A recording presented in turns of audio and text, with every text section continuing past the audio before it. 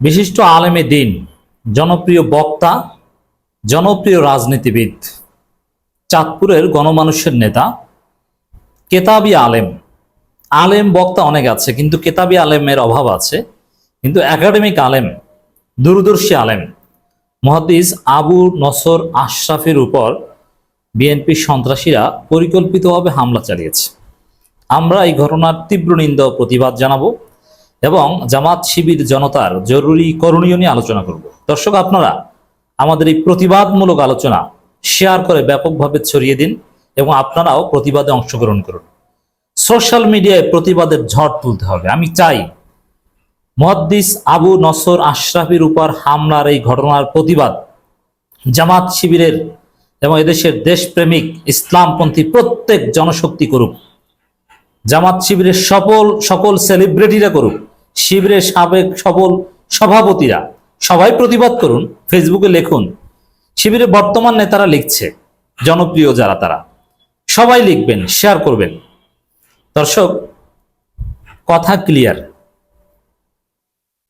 আবু নসর আশরাফির মতো একজন জনপ্রিয় আলেমের উপর হামলা করা হয়েছে। কে হামলা করেছে? বিএনপি। কিছুদিন আগে বিএনপি মসজিদের এক ইমাম কাম জামাত নেতাকে পিটিয়ে হত্যা করেছে, রড দিয়ে পিটিয়ে, মাদকের বিরুদ্ধে বলায়, এবং বিএনপি সেটা নিয়ে অপরাজনীতি করছে। এর মানে আলেম ওলামাদেরকে, ইমামদের টার্গেট করছে বিএনপি। আলেম ওলামা ইসলামপন্থী ইমামদের শত্রু বিএনপি। এর আগে মিজানুর রহমান আজহারীকে গালাগালি করেছে, আপনারা দেখেছেন না? আমির হামজাকে গালাগালি করেছে, চরমনাই পিসেবদেরকেও গালাগালি করেছে বিএনপির লোকজন। এই দুদু কত কিছু বলেছে, আবার ক্ষমাও চেয়েছে। এর অর্থ কি? বিএনপি মনে করছে যে ইসলামপন্থীরা আলেম ওলামারা সবাই ঐক্যবদ্ধ হচ্ছে, তাদের কারণেই বিএনপি পরাজয় ঘটবে, এজন্য পরিকল্পিতভাবে আলেম ওলামা ইসলামপন্থীদের উপর বিএনপি হামলা শুরু করেছে। বিএনপির এই হামলা পরিকল্পিতভাবে ইসলামপন্থীদের নির্মূল করার নীল নকশার অংশ। এটা বিচ্ছিন্ন করে হামলা নয়, টার্গেট করে। দেখেন, জামাতের অনেক ছোট দাড়ি কিংবা প্যান্ট শার্ট পরা এমপি প্রার্থী আছে, তাদের উপর কিন্তু হামলা করে না সচরাচর, কিন্তু আলেম ওলামাদের টার্গেট করে হামলা করে। জামাতের ডাক্তার, ইঞ্জিনিয়ার, অ্যাডভোকেট নেতাদের বিরুদ্ধেও তেমন কিছু বলে না। বিএনপি নেতাদের বক্তব্য আলেম ওলামাদের বিরুদ্ধে। এই যে হারুন, পাপিয়া, এদের বক্তব্যের ধরন দেখেন, আলেম ওলামাদেরকে টার্গেট করেই কথা বলে। কিন্তু নিছক যারা কনভেনশনাল জামাত নেতা, তাদেরকে অতটা শত্রু মনে করে না যতটা আলেমদের মনে করে। হারুন, পাপিয়াদের মূল শত্রু মিজানুর রহমান আজহারীরা, আমির হামজারা। অন্য জামাত নেতাদের টার্গেট করে কিন্তু এভাবে কথা বলে না। অতএব এই হামলা আলেমদের উপর হামলা, এই হামলা একজন বক্তার উপর হামলা। আমি বিশ্বাস করতে চাই হেফাজতে ইসলামী বিবৃতি দিবে, চরমনায় এ বিষয়ে মুখ খুলবে, ইমাম পরিষদ, খতিব পরিষদ সবাই এ বিষয়ে মুখ খুলবে। যেরকম লক্ষ্মীপুরে ইমাম হত্যাকে কেন্দ্র করে সবাই ফুঁসে উঠেছে, বিচার হতে হবে। এখানে এই জামাতের এমপি প্রার্থী এই জনপ্রিয় আলেমে দ্বীনের উপর যে হামলা, এখন অনেকে বলছেন যে জামাতের উচিত, তাদের তো ছাত্র সংগঠন আছে, শিবির, যুব উইং খোলা। এখন মুরব্বীরা তো আর পাল্টা মাইর দিবে না। অনেকে বলছে সাথে সাথে পাল্টা মাইর দেওয়া উচিত ছিল, জামাতকে পাওয়ার পলিটিক্স করতে হবে, যুব উইং খুলতে হবে, যুব শিবির বা যুব জামাত নাম দিয়ে স্বেচ্ছাসেবক উইং খুলতে হবে। এরা মারামারি করবে না, আমি এটা সমর্থন করি না। মারামারি করার দরকার নেই, এরকম টুকটাক মার খাক। আর ব্যক্তিগত উদ্যোগে অথবা হাতের কাছে পেলে যদি কেউ জয় বাংলা করে দিতে পারে, সেটা ভিন্ন কথা, হাতে এবং পায়ের গোড়ালির নিচে। কিন্তু পরিকল্পিতভাবে মারামারি, এটা বাংলাদেশের রাজনীতি আর টিকবে না। বরং যারা মারামারি করবে তারা রাজনীতি থেকে হারিয়ে যাবে, তারা পরাজিত হবে। এই যে বিএনপি ছাত্রদল এখন মারামারি করছে, ওরা হারিয়ে যাবে। তো জামাতকে মারামারিতে জড়ানো যাবে না। এখানে কি করণীয়? সহজ করণীয়। এই যে একজন এমপি প্রার্থী নির্বাচন কেন্দ্রিক প্রচারণা চালাচ্ছেন কিংবা এলাকার জনগণের সাথে ঈদ শুভেচ্ছা বিনিময় করছেন, তার উপর হামলা করা হয়েছে। এর অর্থ বাংলাদেশে নির্বাচনে কোনো পরিবেশ নাই। এখানে করণীয় একটাই, একজন জামাত নেতাকে যতক্ষণ পর্যন্ত একটা ফুলের টোকা দেওয়া হবে বাংলাদেশে, ততক্ষণ পর্যন্ত বাংলাদেশ কোনো নির্বাচন হতে দেওয়া হবে না। কারণ নির্বাচনের পরিবেশ নাই। বিএনপি সন্ত্রাসীরা নির্বাচনের পরিবেশ নষ্ট করছে। এরা কেমন সন্ত্রাসী? ছাত্রলীগ সন্ত্রাসীকে ছাড়িয়ে নিতে এলোপাতারি গুলি করে ছাত্রদল নেতা, তাতে ব্যবসায়ীর মৃত্যু হয়, এবং যুবদল এবং ছাত্রদল ছাত্রলীগ নেতাকে কে ছাড়িয়ে নেবে, কে আটকাবে, এটা নিয়ে মারামারি করে নারায়ণগঞ্জে। এবং সাংগঠনিক ব্যবস্থাও নেয়। আর ছাত্রদলের কেন্দ্রীয় সেক্রেটারি আওয়ামী লীগ নেতার বাসায় ভাত খায়।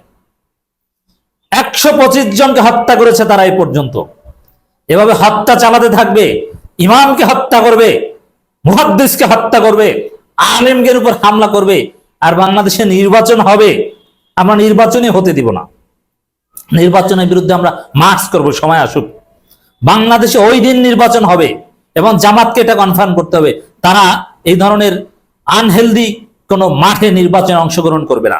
ওই দিন বাংলাদেশে নির্বাচন হবে, যেই দিন সব প্রার্থী সমান সুবিধা নিয়ে রাজনৈতিক কার্যক্রম পরিচালনা করতে হবে, কোনো সন্ত্রাসীরা বাধা থাকবে না, রাজনীতিতে কোনো সন্ত্রাস থাকবে না।